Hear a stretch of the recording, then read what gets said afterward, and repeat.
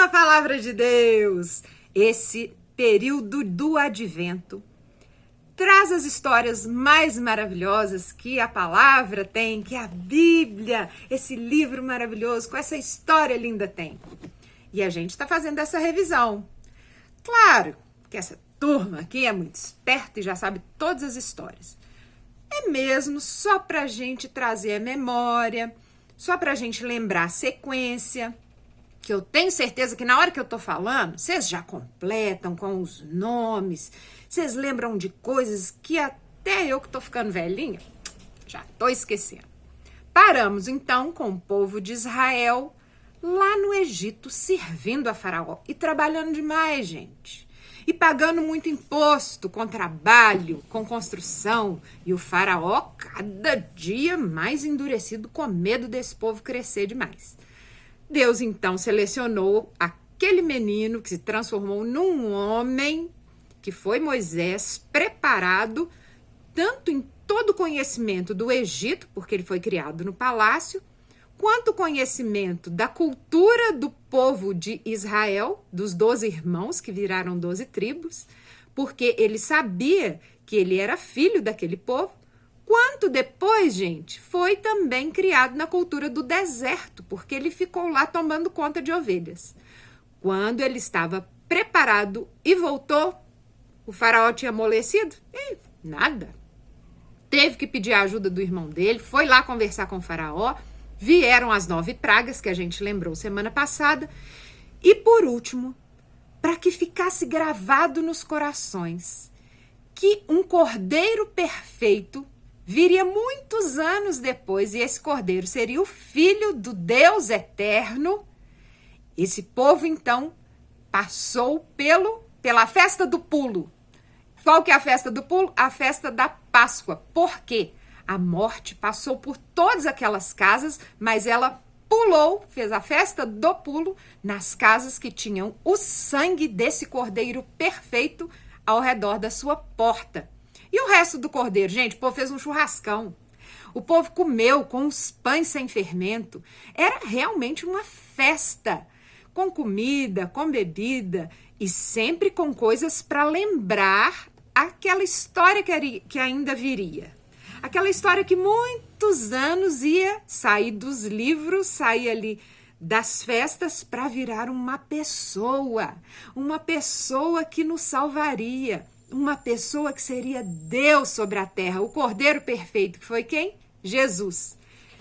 E vamos lembrar também, gente, eu tô com a colinha aqui, ó, porque é muita coisa para lembrar. Olha só, que depois que o povo saiu dali, eles então atravessaram o mar, se organizaram no deserto e Moisés subiu até o Monte Sinai. E lá ele recebeu 10 palavras de comando que resumiam toda a organização daquele povo. Gente, já pensou 12 tribos morando no meio do deserto, caminhando? Se eles não tivessem uma ordem, eles podiam ser destruídos se não tivesse limpeza, por exemplo, por uma pandemia.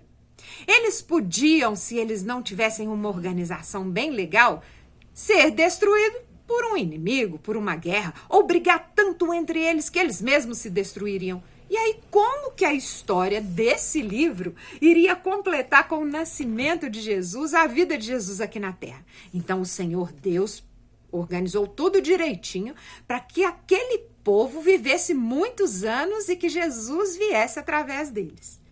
Eles, então, entraram na Terra Prometida e eles tinham, então, toda vez que tinha um problema, se levantava um juiz. Olha só, a gente lembra de Sansão, a gente lembra de uma juíza, Débora, ó, que mulher guerreira. Também a gente lembra de Gideão, que queria lutar com muitos homens, mas ó, Deus falou, não, 300 já basta. E outros juízes também. E olha, nesse tempo, resolvia um problema, o juiz se levantava. Mas o povo pediu, o povo clamou, e eles então estabeleceram um rei sobre Israel. Esse rei foi Saul, depois foi Davi. E com Davi, gente, eles conseguiram ajuntar as 12 tribos, cada uma no seu território, e ficar tudo muito organizado. Olha só, então tinha o rei, que organizava nessa parte política, tinha o sacerdote que ainda estava naquela tenda de tecido, ofertando ainda esse cordeiro todos os anos na época da Páscoa, para o povo lembrar da saída e para o povo já imaginando, né? Já colocando no coração a semente do cordeiro que seria lá na frente. E também tinham os profetas. O profeta é aquele que falava: rei, ó, presta atenção nisso. Rei, ó, o povo está precisando de algumas coisas que estão aí fora de ordem.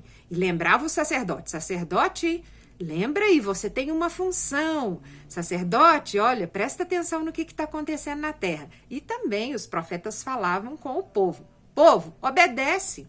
Povo, deixa de ter o coração duro.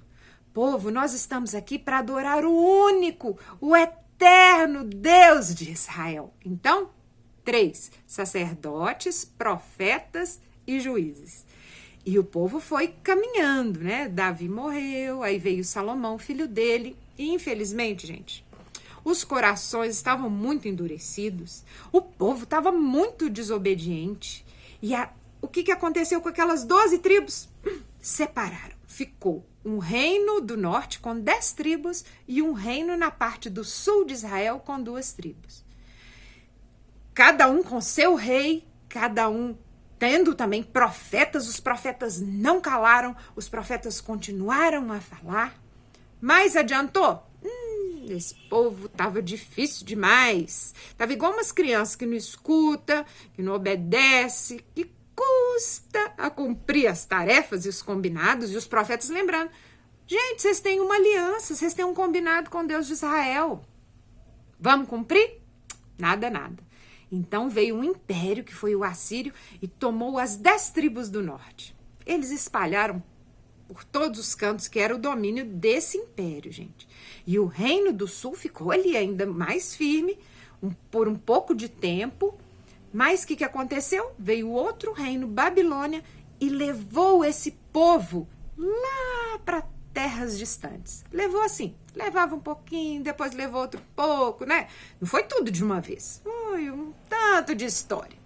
Lembram alguns que foram levados, os amigos, Daniel, Sadraque, Mesaque e Abidnego? Nossa, aí, gente, tem história, não é? Eu quero que vocês lembrem aí as histórias desses amigos do tempo que eles não estavam mais lá nessa terra, na cidade de Jerusalém, na terra de Israel, tá? Eles já estavam lá no cativeiro. Mas o Senhor Deus tinha um plano. E a história não ia acabar aí com esse povo no cativeiro. Olha que legal, gente. A gente começou a fazer essa memória, né? Essa linha do tempo com o povo no cativeiro lá no Egito. O povo foi para a terra que Deus prometeu para eles e agora eles estavam no cativeiro da Babilônia. Mas que coisa, hein? Cativeiro, libertação, cativeiro, libertação. E Jesus também não é isso? Ele não veio nos libertar daquilo que a gente está cativo? Olha como essa história está também presente em nós. Quando eles voltaram, então, do cativeiro, reconstruíram o templo, eles sabiam, então, que o Messias viria para ajudá-los. Os profetas, gente, não ficavam só falando assim: tá errado, presta atenção. Não. Todos os profetas, eles têm uma mensagem de esperança. O Messias está chegando, o Salvador está chegando. Aquele prometido que vai trazer uma leveza aos nossos corações, salvação, que vai nos trazer libertação dos nossos cativeiros. Não só aquele cativeiro lá que eles estavam, Egito e Babilônia, não. Desse cativeiro na nossa mente, no nosso coração, no nosso espírito, ele está chegando, o Messias está chegando. Então a palavra dos profetas, elas traziam essa esperança, uma esperança que estava quase já nascendo. E quando já estava quase na época, veio uma época que ninguém escreveu. Olha só, entre o Primeiro Testamento e o Segundo Testamento. Entre a primeira parte do livro e a segunda parte do livro. Na minha Bíblia tem essa página em branco, que divide essas duas partes. Olha, até aqui a esperança que o Messias vai vir. E daqui para cá, o nascimento do Messias. Ai, que delícia, gente. Nós vamos parar aqui hoje, então, aqui, ó, nesse intervalo entre o Primeiro e o Segundo Testamento. entre toda essa preparação e a história mais importante de todas. O meu nome é Berta Maia e vocês veem, gente, pelos meus olhos, pela minha fala, pela minha alegria, que eu realmente amo a palavra de Deus. E você? Você também relembrou de todas essas histórias com muito amor? Semana que vem nós vamos para a parte mais importante. Espero vocês.